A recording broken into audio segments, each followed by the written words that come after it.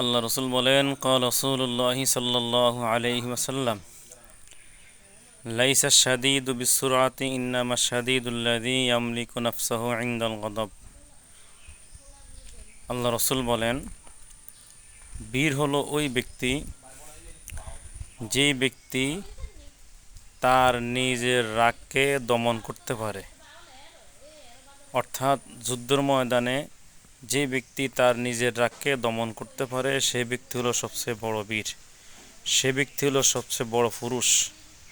আর যে ব্যক্তি তার নিজের রাগকে দমন করতে পারে না ওই ব্যক্তি কখনো বীর পুরুষ হতে পারে না, এবং ওই ব্যক্তি সবসময় সমাজে নিকৃষ্টভাবে থাকে এবং বেদামি হয়ে যায়।